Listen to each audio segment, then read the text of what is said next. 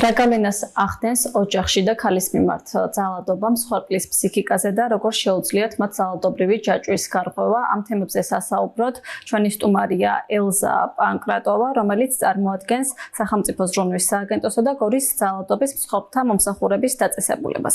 მოგესალმებით, მადლობა ინტერვიუში მონაწილეობის მიღებისთვის. მოგესალმებით, მადლობა მოწვევისთვის. პირველ რიგში რომ გითხრათ, რა გავლენას ახდენს ძალადობა მსხვერპლზე, მის ფსიქიკაზე? პოტენციურად მატრამვირებელი ინციდენტებად შეიძლება ჩაითვალოს ძალადობრივი ქმედებები და ამ ქმედებებს აქვს ტანჯვის საკუთარი სახე. ბუნებრივია ძალადობა განცდილი ადამიანის ფსიქიკაზე ნეგატიურად აისაღება ეს ფაქტი და ვითარდება ფსიქიკური პრობლემებით შესაძლოა და ჯანმრთელობის ზოგადი პრობლემებიც. აქვე უნდა აღვნიშნოთ ალბათ, რომ უფრო ხშირად მოიაზრებენ ძალადობაში ფიზიკურ ძალადობას, სადაც სახეზეა სილურჯეები, ნაჭდევები და სხვა სახის ფიზიკური დაზიანებები. თუმცა არსებობს სხვადასხვა სახის ძალადობა, ეს გახლავთ ფსიქოლოგიური ძალადობა, რომელიც თავის მხრივ შეიძლება ძალიან მრავალფეროვანი იყოს. სექსუალური ძალადობა, რომელიც ასევე მრავალფეროვანი შეიძლება იყოს, ეკონომიური ძალადობა, კულტურული, შერეული და ფაქტობრივად მთლიანი ეს მიქსის სახით შეიძლება ერთი ადამიანი განიცდიდეს ძალადობის თითქმის ყველა სახეს. როდესაც ვსაუბრობთ ოჯახში ძალადობაზე, მსხვერპლ ქალებს ხშირად უჭირთ ხოლმე მოძალადის წინააღმდეგ თუნდაც სარჩელი შეტანა ან ამ თემებზე საუბარი. რატომ ხდება ასე და როგორ შეგვიძლია რომ დავეხმაროთ მათ, როდესაც მსგავს ფაქტს ხედავთ სახეზე? ძალადობა განცდილი ადამიანი მიჯაჭვულია, მსხვერპლი მიჯაჭვულია მოძალადეზე. ერთგვარი ტრამვული მიბმა ხდება მოძალადეზე. რასაც სტოკჰოლმის სინდრომს ვუწოდებთ, ეს გახლავთ მსხვერპლის მიჯაჭვულობა მოძალადეზე და თავის მხრივ მოძალადეც ეჯაჭვება მსხვერპლს, ეს გახლავთ ლინის სინდრომი. უნდა აღინიშნოს ისიც, რომ ძალადობას ციკლურობა ახასიათებს და თავისი ეტაპები აქვს. პირველი ეტაპი ძალადობისთვის მზადებაა, მეორე ეტაპი აქტიური ძალადობა და მესამე ეტაპი ძალიან ლამაზი სახელით თაფლობის თვე. აი ამ თაფლობის თვეში მყოფი მსხვერპლი იჯერებს, რომ შეიცვალა სამყარო, რადგან მოძალადე თითქოს ინანიებს, პატიებას თხოვს, ზრუნავს მასზე და შემდეგ ისევ იწყება იგივე ციკლი, პირველი ეტაპი, მეორე ეტაპი და მესამე ეტაპი. ზედაპირზე რაც დევს, შესაძლოა იყოს სოციალური პრობლემები, შესაძლოა იყოს ჭერი არ აქვს თავზე და წასასვლელი არ სადაქვს, თუმცა სიღრმისეულად აი ეს მიჯაჭვულობა ძირითადი კომპონენტი, რომელიც განაპირობებს თუნდაც ამ სასამართლო პროცესებზე ჩვენების შეცვლას დაუშვათ. შეწოდება მოძალადის ჩვენი მიზანი, ზუსტად ფსიქოლოგის მიზანი ის გახლავთ, რომ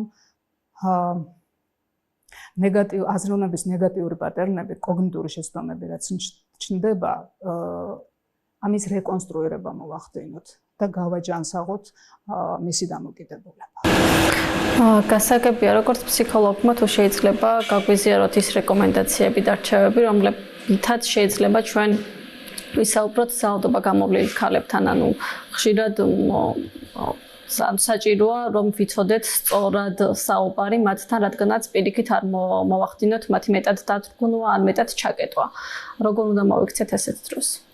პირველ რიგში ძალიან მნიშვნელოვანია მისი რეტრაუმატიზება არ მოხდეს, ხელმეორედ არ განიცადოს ტრავმა. ამასთანავე ძალიან მნიშვნელოვანია მთლიანი გუნდის ჩართულობა ამ პროცესში, იმიტომ რომ მხოლოდ ფსიქოლოგის დახმარება შესაძლოა არ იყოს საკმარისი იმისთვის, რომ ახალი უნარები შეეძინოს მსხვერპლმა. მოდით გადარჩენილი დავარქვათ, ვცდილობთ ხოლმე თუ სერვისში მოხვდა უკვე გადარჩენილია, ამიტომ რომ შეძლო გამონახა საკუთარ თავში ძალა, მოსულიყო ჩვენამდე და როგორც აღნიშნე, გუნდი უკვე ზრუნავს მის გაჯანსაღებაზე. ერთვება პროცესში სოცმუშაკი, იურისტი, დღეღამის სერვისში, თავშესაფარში ყავს ძიძა, რომელიც საშუალებას აძლევს ძალადობა განცდილ ქალს ბავშვები ცოტა ხანს გადააბაროს ძიძას, რომ აღდგენა მოახერხოს და ზოგადად აუცილებელი და მნიშვნელოვანია მსხვერპლის შემთხვევაში მისი სტაბილიზაცია, გამოგლოვება და აღდგენა. Აი ამ გამოგლოვების პროცესში ძალიან ფაქიზი დახმარებაა საჭირო მთლიანი გუნდისთვის და ამას აკეთებს ეს გუნდი. მედდა არის დღეღამურ სერვისში, ასევე და ყველა მხარდამჭერია ბენეფიციარის ამ შემთხვევაში. გასაგებია და თუ შეგეძლიათ გაგვიზიაროთ სტატისტიკა წლების განმავლობაში გაიზარდა თუ არა იმ ქალების რიცხვი, რომლებიც საუბრობენ მათზე განხორციელებულ ძალადობაზე. მომართვიანობა გაზრდილია და რაც ყველაზე სამწუხაროა ალბათ ბოლო პერიოდში იმატა არასრულწლოვანი სექსუალური ძალადობის მსხვერპლთა მომართვიანობამ და კიდევ უფრო სამწუხაროა რომ ხშირ შემთხვევაში ეს ინცესტი გახლავთ ოჯახის წევრი ახლობელი ადამიანი. როდესაც ვსაუბრობთ ოჯახში ძალადობაზე და არასრულწლოვნების მიმართ ძალადობაზე, ძალიან მნიშვნელოვანია რომ თავად ოჯახის წევრებმა და მისმა მეგობრებმა აღმოუჩინონ თანადგომა მათ. რა როლს, როგორია მათი როლი ამ პროცესში? ძალიან მნიშვნელოვანია ბიოლოგიური მხარდამჭერის როლი მთელს ამ პროცესში. გუნდი თავის მხრივ ზრუნავს, ბუნებრივია, თუმცა შემდეგ მიდის იმ გარემოში, სადაც უნდა გააგრძელოს ცხოვრება, გააგრძელოს სიცოცხლე. მისი ემოციური სიცოცხლის აღდგენისთვის ზრუნავთ მთლიანად გუნდი. და მხარდაჭერა არ უნდა იყოს დამაბრკოლებელი. ძალიან ფრთხილად უნდა დავეხმაროთ რას გულისხმობს ჯუდით ჰერმანი, რომელიც ტრავმაზე მომუშავეთათვის ერთ-ერთი სამაგიდო წიგნია, ასეთი ტრავმა და აღდგენა ამბობს, რომ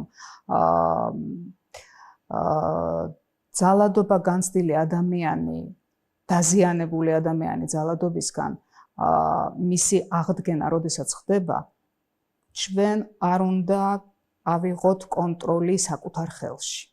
როგორც არ უნდა მიგვაჩნდეს, რომ ეს საუკეთესო გამოსავალია, როგორც არ უნდა მიგვაჩნდეს, რომ ეს სჭირდება მასთან ერთად უნდა გავაკეთოთ, მასთან ერთად უნდა გავიაროთ მთელი პროცესი. ბოლოს თუ შეგიძლიათ გაგვიზიაროთ საკონტაქტო ინფორმაცია, რომელზედაც შეუძლიათ დარეკონ ძალადობის შემთხვევაში ადამიანებმა და მიიღონ შესაბამისი დახმარება.